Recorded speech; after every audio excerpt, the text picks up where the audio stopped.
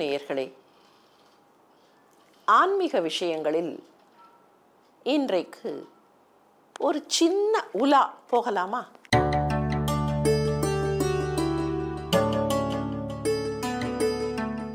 தமிழ்நாட்டில் சப்த விடங்க ஸ்தலங்கள் என்று 7 திருத்தலங்கள் உண்டு. இந்த 7 திருத்தலங்களிலேயும் தியாகேச பெருமான் எழுந்தருளி இருக்கிறார். தியாகராஜ பெருமான் என்று சொல்லுவோம் இல்லையா? சிவபெருமானுடைய ஒரு குறிப்பிட்ட வடிவம்தான் தியாகேசர். திருவாரூர் தியாகேசர் மிகவும் பிரசித்தியானவர். திருவாரூரை சுற்றியே இன்னும் 6 திருத்தலங்கள் உண்டு. அங்கேயெல்லாம் தியாகேசர் எழுந்தருளியிருக்கிறார்.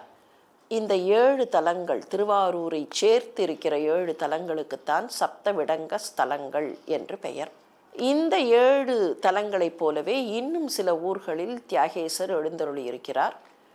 இந்த 7 கணக்கில் வராத அந்த தலங்களை உபய விடங்க தலங்கள் என்று சொல்லுவார்கள். சென்னை மாநகரத்தில் இருக்கிற திருவொற்றியூர் அப்படிப்பட்ட உபய விடங்க தலங்களில் ஒன்று. சரி, இப்போது இந்த சப்த விடங்க தலங்கள் அங்கே போய் பார்க்கலாம். சப்தவிடங்க தலங்களுக்கு நடுநாயகமாக இருப்பது திருவாரூர். இந்த திருவாரூர் தலத்திலேயும் சரி, சுற்றி இருக்கிற 6 விடங்க தலங்களிலேயும் சரி, தியாகேச திருவுருவத்தை முசுகுந்த சக்கரவர்த்தி என்பவர்தான் பிரதிஷ்டை செய்தார் என்பது வரலாறு. ஏன் 7 தியாகேச திருமூர்த்தங்களை அவர் பிரதிஷ்டை செய்தார்? அவருடைய தலைநகரமாக சில காலத்திற்கு திருவாரூர் இருந்தது, இன்னும் சில காலத்திற்கு கரூர் இருந்தது. அங்கே மட்டும் தன்னுடைய அரண்மனைக்கு பக்கத்திலேயே தியாகேசரை அவர் பிரதிஷ்டை செய்திருந்தால் போதாதா? அவருடைய இஷ்ட தெய்வம் தியாகேசரா? 7 ஊர்களில் எதற்காக என்கிற ஒரு சின்ன வினா வருகிறது இல்லையா? முசுகுந்தர் எங்கே இருந்து இந்த தியாகேசரை கொண்டு வந்தார் என்று பார்த்தால் நாம் எதை பார்க்க வேண்டும் என்பது புரிந்துவிடும். முசுகுந்த சக்கரவர்த்தி சோழ நாட்டில் சக்கரவர்த்தியாக திகழ்ந்தவர், சோழ சாம்ராஜ்யத்தை ஆண்டவர். தேவலோகத்தில் ஏதாவது சிக்கல் வந்தால், தேவேந்திரனுக்கு ஏதாவது பிரச்சனைகள் வந்தால் அப்போதெல்லாம் முசுகுந்த சக்கரவர்த்தியை தான் உதவிக்காக அழைப்பானாம். இப்போதும் தேவேந்திரனுக்கு ஒரு பெரிய சிக்கல் வந்தது. அசுரர்கள் தேவலோகத்தை படையெடுத்து வந்தார்கள். அசுரர்களோடு சண்டை போட வேண்டும். யாரை கூப்பிடுவது என்று பார்த்தான். தனக்கு துணையாக முசுகுந்தரை அழைத்தான். முசுகுந்தரும் தன்னுடைய பெரிய படைகளோடு போய் சண்டை நிகழ்த்தினார். வெற்றியும் பெற்றார். தேவேந்திரனுக்கு எந்த ஆபத்தும் இல்லாமல், எந்த குந்தகமும் வராமல் முசுகுந்தர் வெற்றி பெற்றுவிட்டார். தேவலோகத்தில் வந்து நன்றாக இருங்கள் என்று சொல்லிவிட்டு விடை பெறுவதற்காக வந்து நின்றார். விடை பெறுவதற்கு இவர் வரப்போகிறார், பூமிக்கு திரும்ப போகிறார் என்பது தேவேந்திரனுக்கு தெரியும். தேவேந்திரன் அவருக்கு ஏதாவது பரிசு கொடுத்து அனுப்ப வேண்டும் இல்லையா? தனக்கு உதவி செய்தவர் திரும்பி போகும்போது ஒரு பரிசு கொடுத்து அனுப்ப வேண்டும். என்ன பரிசு கொடுப்பது என்று சிந்தித்தான். அப்போது அவனுக்கு ஒரு எண்ணம் தோன்றியது. என்ன பரிசு கொடுப்பது? அவரே ஏதாவது பரிசை கேட்டுவிட்டால்? முசுகுந்தரை பற்றி நன்றாக தேவேந்திரனுக்கு தெரியும். அவர் என்ன பரிசு கேட்பார் என்றும் தெரியும். தேவேந்திரனிடத்தில் பிரம்மா தேவேந்திரனுக்கு கொடுத்த மகாவிஷ்ணு தன்னுடைய உள்ளத்தில் வைத்து ஆராதனை செய்து, மகாவிஷ்ணுவிடத்திலே இருந்து பிரம்மா வழியாக தேவேந்திரனுக்கு வந்த தியாகேச மூர்த்தம் இருந்தது. தியாகேச மூர்த்தம் என்பது சோமஸ்கந்த மூர்த்தம் என்று சொல்லலாம். சிவபெருமான் தியாகராஜ திருக்கோலத்தில் இருப்பார். பக்கத்திலேயே உமாதேவி இருப்பாள். 2 பேருக்கும் இடையிலே கந்தக்கடவுளும் இருப்பார். இப்படி ஒரு மூர்த்தத்தை மகாவிஷ்ணு தன்னுடைய உள்ளத்திலே வைத்து ஆராதனை செய்தார். அந்த மூர்த்தத்தை தான் தேவேந்திரன் அவனுடைய தேவலோகம் நன்றாக இருக்க வேண்டும் என்பதற்காக மகாவிஷ்ணு கொடுத்து அனுப்பியிருந்தார், வைத்து கொண்டிருந்தான். இப்போது இவனுக்கு என்ன சந்தேகம் வந்தது? முசுகுந்தன் மிகப்பெரிய சிவபக்தர். எனவே முசுகுந்தர் இதை கேட்டு விடுவாரோ என்கிற சந்தேகம் வந்தது. கையை பிசைந்து கொண்டே அவர் பார்க்க வந்திருக்கிறார் என்று சொன்னபோது தவித்து கொண்டே உட்கார்ந்திருந்தான். அவரும் வந்தார். உட்காருங்கள் முசுகுந்தரே என்று சொல்ல உட்கார்ந்தார். நான் நாளை காலையில் புறப்படுகிறேன் என்றார்.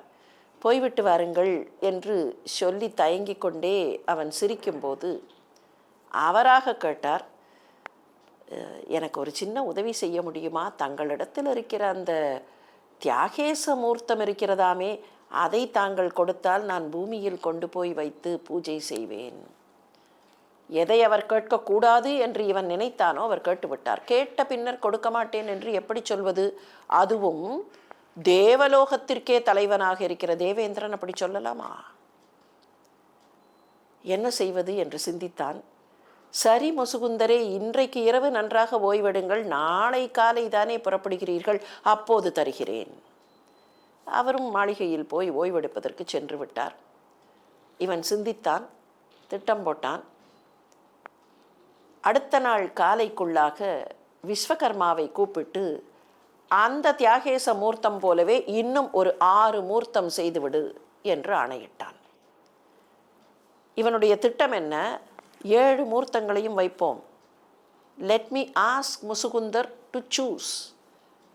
முசுகுந்தரால் அநேகமாக இந்த 6இல் ஒன்றைத்தான் தேர்ந்தெடுக்க முடியும். ப்ராபபிலிட்டி என்ன? இந்த 6இல் எதையாவது அவர் எடுத்து விட்டார், அச்சு அசலான அந்த தியாகேச மூர்த்தம் என்னிடம் இருந்துவிடும். இப்படி ஒரு திட்டத்தை போட்டு விஸ்வகர்மாவை செய்ய சொல்லி 7 மூர்த்தங்களையும் வரிசையாக வைத்தான். அடுத்த நாள் காலையில் முச்சுகுந்தர் வந்தார். ஐயா பாருங்கள், நீங்களே பாருங்கள், எது வேண்டுமோ எடுத்துக்கொள்ளுங்கள் என்று ஏதோ பெருந்தன்மையாக சொல்லுவது போல சிரித்து கொண்டே கொஞ்சம் ஆணவத்தோடு மதர்ப்போடு சொன்னான். முச்சுகுந்தர் அந்த 7 மூர்த்தங்களையும் பார்த்தார். ஒரு மூர்த்தத்துக்கு பின்னாலே இருந்து சிவபரம்பொருள் லேசாக சமிக்ஞை காட்டினார். இந்த மூர்த்தத்தை கேள் என்று. அச்சு அசலான மூர்த்தத்தை முச்சுகுந்தர் கையை காட்டி எனக்கு இதுதான் வேண்டும் என்றார். தேவேந்திரனுக்கு புரிந்து போயிற்று. தான் தப்பு செய்து விட்டோம் என்பது உடனடியாக புரிந்து போயிற்று. காலில் விழுந்து மன்னிப்பு கேட்டான். ஐயா முச்சுகுந்தரே, 7 மூர்த்தங்களையும் நீங்களே எடுத்துக்கொண்டு போங்கள். ஏமாற்றக்கூடாது என்பதை நான் புரிந்து கொண்டு விட்டேன். ஒரு பெரிய பக்தரை, எனக்கு உதவி செய்தவரை ஏமாற்றக்கூடாது என்பது மாத்திரம் அல்ல, யாராக இருந்தாலும் ஏமாற்றக்கூடாது என்பதை நான் புரிந்து கொண்டு விட்டேன். நீங்கள் எப்படி கண்டுபிடித்தீர்கள் என்று நான் தெரிந்து கொள்ளலாமா என்று கேட்டான். அவர் சொன்னார், ஏழையும் பார்த்தவுடன் கொஞ்சம் தடுமாறினேன். ஆனால் சிவபெருமானே எனக்கு ஏதோ பளிச் என்று ஒரு பிரகாசம் காட்டுவது போல இருந்தது. மற்ற 6 மூர்த்தங்களில் கிடைக்காத அந்த பிரகாசம் ஒரு மூர்த்தத்தில் இருந்தது. என் உள்ளத்திற்குள்ளே சிவபெருமானே வந்து இதை எடுத்துக்கொள், இதை எடுத்துக்கொள் என்று சொல்லுவது போல இருந்தது. அதுதான் கேட்டேன். புரிந்துவிட்டது என்று கைகூப்பி வணங்கிய தேவேந்திரன் முச்சுகுந்தருக்கு விடை கொடுத்து அனுப்பினான்.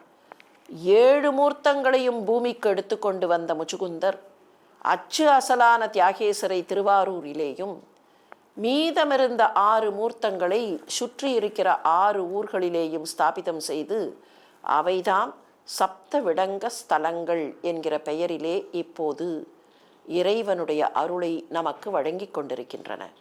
என்ன புரிகிறது? பக்தி அது மாத்திரம் அல்ல ஆன்மீகம். பக்திக்குள்ளே என்னவெல்லாம் அடக்கம் என்று கேட்டால், எப்படி சத்தியம் இருக்கிறதோ, எப்படி தர்மம் இருக்கிறதோ, அப்படி பிறரை ஏமாற்றக்கூடாது என்கிற ஒரு சங்கதியும் அந்த பக்திக்குள் இருக்கிறது. தெய்வமாக இருந்தாலும் ஏமாற்றக்கூடாது, தேவேந்திரனாக இருந்தாலும் ஏமாற்றக்கூடாது என்பதுதான் முச்சுகுந்தருடைய வரலாறும் சப்தவிடங்க ஸ்தலங்களும் நமக்கு காட்டக்கூடிய பாடம். வாருங்கள் நேயர்களே, தொடர்ந்து சிந்திக்கலாம். விரதம் என்றால் என்ன? விரதம் என்று சொன்ன உடனேயே நம்மில் நிறைய பேர் என்ன சொல்வோம் தெரியுமா? ஒருவருக்கு சாப்பாடு கிடைக்கவில்லை, அவருக்கு சாப்பாடு வாங்குவதற்கு வருமானம் இல்லை. அப்படியானால் அவர் விரதம் இருக்கிறார் என்று சொல்லிவிட முடியுமா?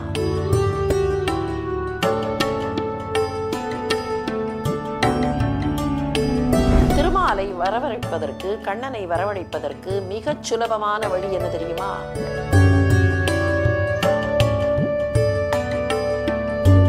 ஆயர்பாடியில் தயிரும் பாலும் மோரும் வெண்ணையும் நிறைய இருக்கிறது. விரதம் இருக்கிற பெண்கள் கூட அந்த பாலை தயிரை தொடாமல் இல்லை. ஆனால்